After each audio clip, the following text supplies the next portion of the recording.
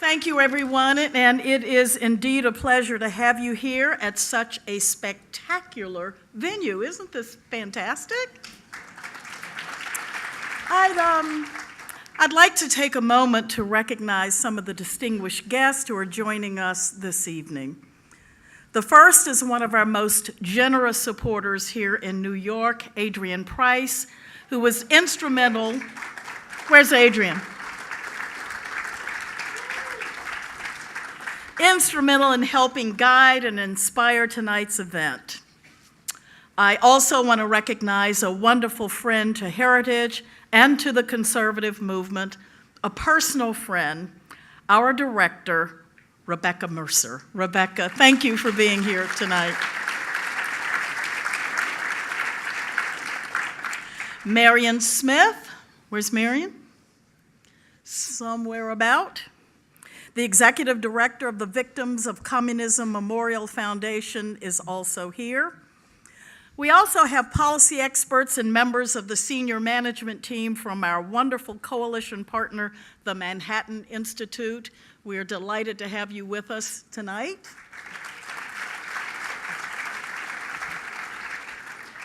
We have several Heritage alum, Heritage Action Sentinels, and many of our local friends in the media are here as well. If they're here, they're the good guys and gals. We're also delighted to welcome the next generation of America's leaders. We have over 30 students here from Columbia, Columbia Law, Vassar, Yale Law, Cedarville University, Pace Law,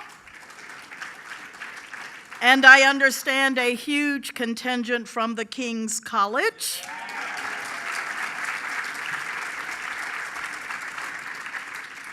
And several other universities and institutions are represented here as well. We are so very glad that you're here. As far as I'm concerned, you're the key to getting the truth out to your peers about economic freedom, individual liberty, and ensuring that our generation, your generation, certainly not mine, isn't misled by the siren song of socialism. You have a tough job to do. Thank you for being here, all the young folks in the room.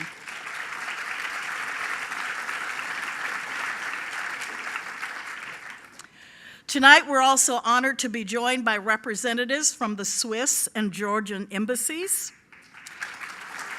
Daniel Frye is the head of economic trade and financial affairs for the Embassy of Switzerland. Where are you, Daniel? Here. Thank you for being here. Switzerland was one of the most advanced free market economies in the world. Its institutional strengths include strong protections for property rights and little tolerance for corruption. As our 2019 Index of Economic Freedom shows, this small yet highly competitive country is the world's fourth freest economy and tops the rankings for all of Europe. Thank you for being here.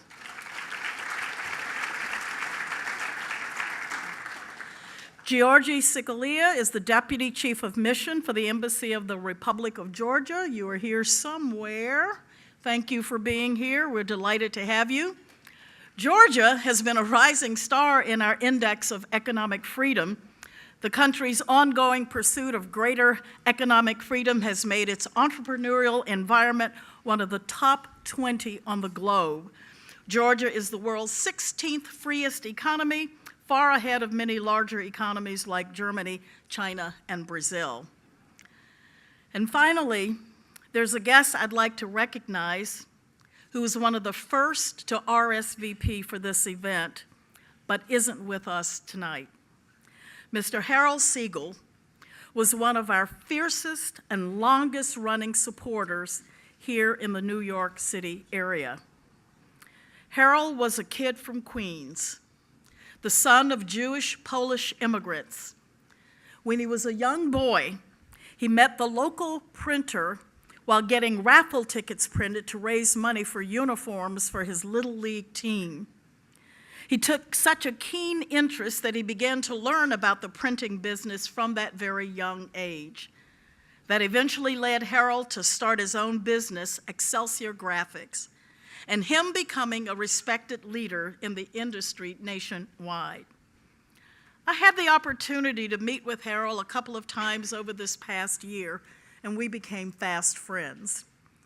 You could easily tell that he loved America and cared deeply about preserving freedom and liberty for all Americans. Part of that probably came from his service during the Korean War, fighting back against communist expansion. He and I talked about ways to expand the conservative movement in this country and ideas about how to grow the Heritage Foundation to preserve what we had here for future generations. Harold had RSVP'd to be here tonight, but the Lord called him home just 2 weeks ago. In his stead, Harold's daughter Laura and his grandchildren are with us this evening. Thank you for being here.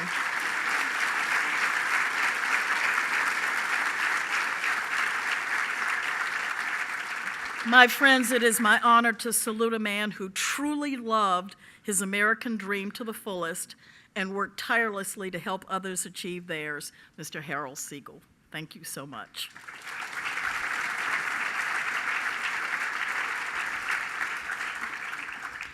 Well, this rising tide of socialism seems to be reaching a critical point, and I'm so delighted that you care enough about that to come join us here at the Heritage Foundation this evening. I am concerned that we may not recognize this nation in 10 years. And many Americans, especially our young people, seem to be warming up to that idea of bigger government as the solution to the issues that we face as a country today. However, the fact is, socialism has failed, as you know, in every country, every time it's been tried. From Albania to Vietnam to the former Soviet Union and China, socialism has produced not prosperity, not freedom, but violence, starvation, and misery. Plain and simple, over the last 25 years, it truly has been capitalism and policies that promote economic freedom that have cut the global poverty rate by 2/3. But I wanted to remind us tonight that capitalism isn't just about economics. We can see from the 25 years of data that Heritage has collected for its annual index of economic freedom that countries with the most economic freedom also have more individual freedom, better health outcomes, greater life expectancy, more educational choices, and this will surprise our friends on the left, even a cleaner environment. So Heritage's index of economic freedom shows people the hard numbers so that they can compare for themselves the destructive nature of socialism versus the positive outcomes that capitalism provides. One piece of good news is that some of the polling that we have shows that young people who responded that they liked socialism didn't seem to understand what it actually was that they were asked. While initially people loved the ideas of free college tuition, $15 an hour minimum wage, health care for all, when they're told even a few details, what it would cost them in taxes, how their freedom and their options would be restricted, how bureaucrats in far-off places would be making decisions for them, they turn quickly against those proposals. What this tells us in the conservative movement is that the right answers, we have them, but we need to do a better job of communicating them, especially to this next generation. When people ask me, who is the audience that you're after? Well, how do you want to expand the conservative movement? I tell them my ideal audience is a group of Bernie Sanders supporters. And that actually surprises them. And I am absolutely convinced that the things that they care deeply and passionately about, we actually have the answers. And our scholars have the data and the research and the analysis to prove it.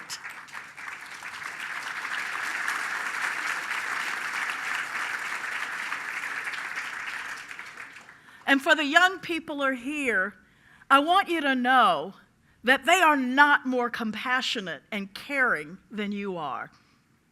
I defy a Bernie Sanders voter to tell me that they care more about poor people than you do, because they don't. I defy them to say that they want to provide access to health care while you want to push grandma off a cliff, because that's just not true.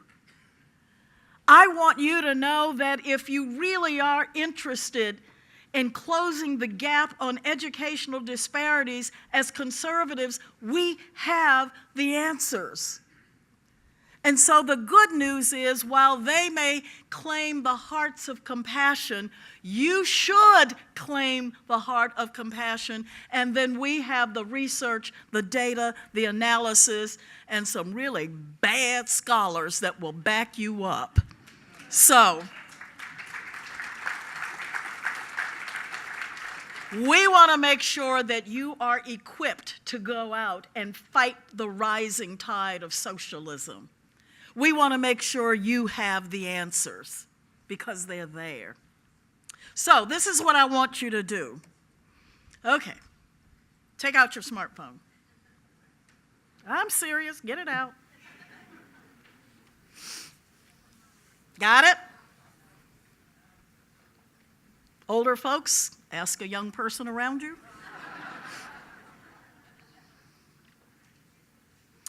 I want you in the to section to put 474747. That's who you're going to text. And then the message you're going to send is heritage. 474747, heritage. And you know what that's going to get you? You'll receive information about our latest research on real solutions. We're going to equip you for the arguments and the debates. We're going to give you the knowledge that you need to take them on. Do it now.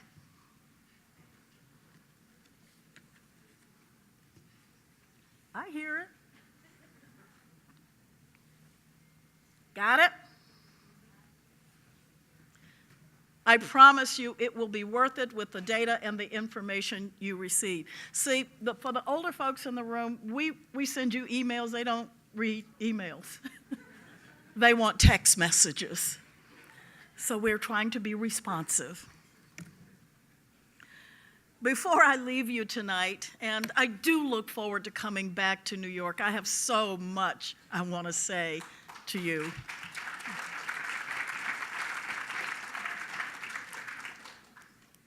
And I do tend to be a tad bit optimistic. And I am, because I truly believe in the American ideal and the American people and the legacy that our founders left us. So I want to leave you with this George Washington quote: "The preservation of the sacred fire of liberty and the destiny of the Republican model of government are staked on the experiment entrusted to the hands of the American people."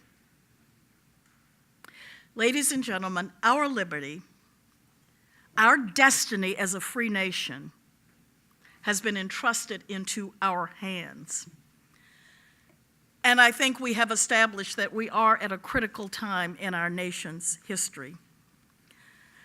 And I'm absolutely convinced that if we leave this place tonight determined to stand strong against this homegrown socialism in our country, together we can debunk the lies and the empty promises of those who sing socialism's praises.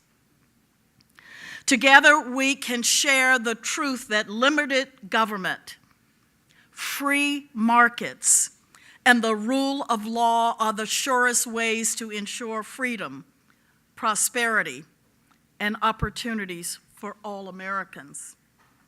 Together, we'll ensure a future where you and your children and your grandchildren can live the legacy our founders left to us, a legacy that millions of Americans have fought and died for, a legacy that no government should ever be able to take away.